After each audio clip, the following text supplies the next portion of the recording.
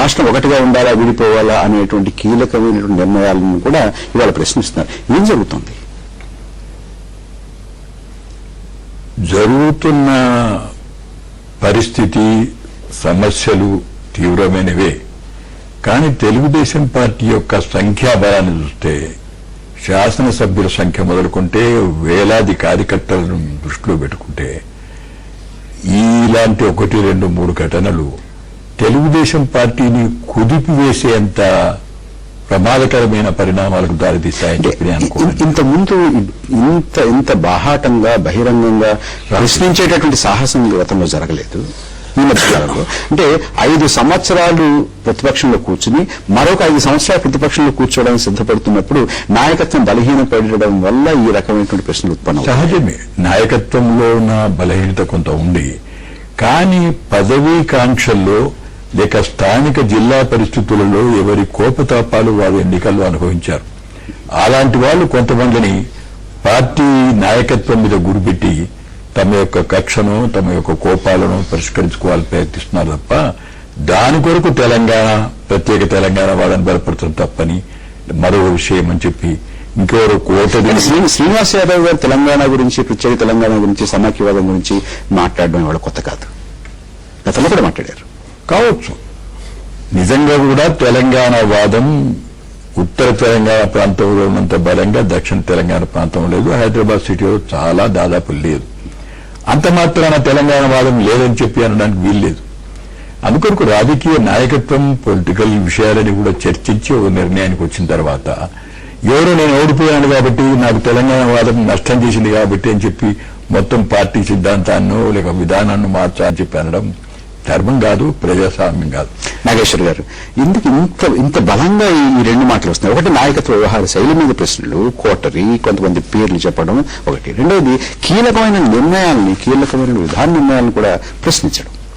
కీలకమైన విధాన నిర్ణయాన్ని విధాన దృక్పథంతో ప్రశ్నిస్తున్నారని అనుకోవడం లేదు, వ్యక్తిగత దృక్పథంతో ప్రశ్నించడం. నిజంగానే ఇప్పుడు తలసాని గారు ఉన్నారు, మొదటి నుంచి సమైక్యవాదాన్ని చెప్తూ వచ్చారు. ఇవాళ ఆయన తెలుగుదేశం నుంచి వెళ్ళిపోయి కాంగ్రెస్ పార్టీలో చేరితే కాంగ్రెస్ పార్టీ ఏ పార్టీ? తెలంగాణ వ్యతిరేక పార్టీ, సమైక్యవాద పార్టీ. ఆయన రేపు పొద్దున ఏం చేస్తారు పక్కన పెడదాం. ఇవాళ ఉన్నటువంటి ఆయన చేస్తున్నటువంటి వ్యాఖ్య, ఆయన చేస్తున్నటువంటి విమర్శ, గతంలో కూడా చేసినటువంటి విమర్శ. గతంలో కూడా సమైక్యవాదం ఉన్న పాయింట్లు ఏంటంటే దాని ప్రాతిపదికమైన రాజీనామా చేస్తున్నాడా లేకుంటే ఇతరత్ర ఇంకేమైనా రాజకీయ కారణాలు ఉన్నాయా? ఒకటే ఆయనకు తెలుగుదేశం పార్టీ అనుసరించిన విధానం పట్ల వ్యతిరేకత ఉంది. ఆ మేరకు ఆయనలో కన్సిస్టెన్సీ ఉంది.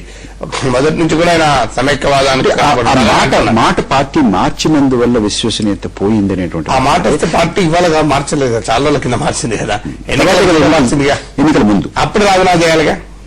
ఆ మాటకొస్తే ఆయన ఎన్నికల్లో పోటీ చేసి ఉండకూడదు కదా. నేను ప్రత్యేకవాదాన్ని పట్టుకున్న పార్టీ అభ్యర్థిగా నేను పోటీ చేయనని పక్కకు పోవాలిగా. అందువల్ల ఇవాళ రేపు రాజకీయ పార్టీల్లో నాయకుల తిరుగుబాట్లకు కానీ వాళ్ళ ఎత్తుగా కానీ విధానపరమైన తేడాలు, భేదాభిప్రాయాలు లేవు. రాజేశ్వర గారు మాట అన్నారు అంటే ఉత్తర తెలంగాణలో ఉన్నంతగా దక్షిణ తెలంగాణలో ఈ భావన. హరగోపాల్ గారు, నేను అనుకోవడం ఏంటంటే ముఖ్యంగా రాష్ట్రంలో అధికారంలో ఉన్నటువంటి ముఖ్యమంత్రి ఫ్యాక్షనిస్ట్ అంటే కల్చర్లోనే ఒక మాట. ఆయన వేరే పార్టీలను విభజించడం అనేది వాళ్ళకి అది వెన్నతో పెట్టిన విద్య. కనుక ఆయన నిన్న ఒక మాట అన్నారు, ఏ పార్టీ నుంచైనా ఎవరైనా వస్తామంటే మీరు అడ్డుపడకండి.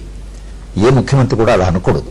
పార్టీలను విచ్ఛిన్నం చేయడం అనేది, ఏ పార్టీలో ఉన్నా ఎలా వస్తారండి? నిన్నటిదాకా మీ పార్టీని అపోజ్ చేసి ఎన్నికల్లో పోటీ చేసిన వాళ్ళని ఈ రోజు మేము ఆహ్వానిస్తున్నామంటే దాని అర్థం ఏమిటి? అది రాజకీయంగా మొత్తం సంస్కృతిని మార్చినట్టు. తెలుగుదేశం పార్టీలో ఇవాళ కనపడుతున్నటువంటి అసమ్మతి, తెలుగుదేశం పార్టీలో ఇప్పుడు కనపడుతున్నటువంటి వ్యతిరేకత, తిరుగుబాటు ఇవన్నీ కూడా ముఖ్యమంత్రి రెచ్చగొడుతున్నారని. ముఖ్యమంత్రే కాదు, మొత్తంగా మీరు సాయినాథ్ రాసిన వ్యాసంలో పార్లమెంటు సోషల్ క్యారెక్టర్ గురించి రాశాడు. హిందూలో మీరు చూసి ఉంటారు. ఎటువంటి వాళ్ళు రాజకీయాల్లోకి వచ్చారు? 300 మంది కోటీశ్వరులు.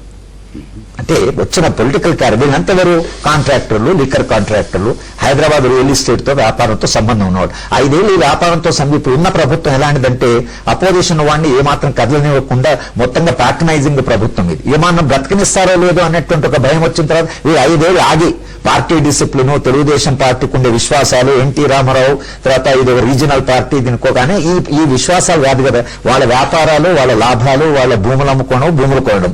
ఈ కల్చర్ ఉన్న తర్వాత అధికారంలో ఉండే పార్టీకి ఇంకా 5 ఏళ్ళు దూరంగా ఉండి ఈ పార్టీని నిలుపుకోవాలని అంటే ఎక్కడ అవుతుంది వాళ్ళు పాపం 5 ఏళ్ళు ఇక్కడ ఒక చిన్న విరామం తీసుకున్న విరామం తర్వాత మళ్ళీ చర్చలోకి వద్దాం.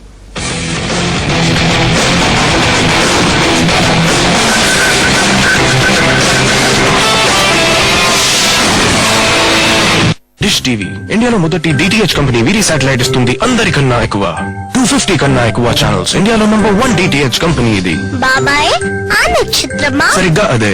ఇప్పుడు ఇంకా ఎక్కువ విష్. ఇప్పుడు అందరికన్నా ఎక్కువ విష్ కరో. డిష్ కరో.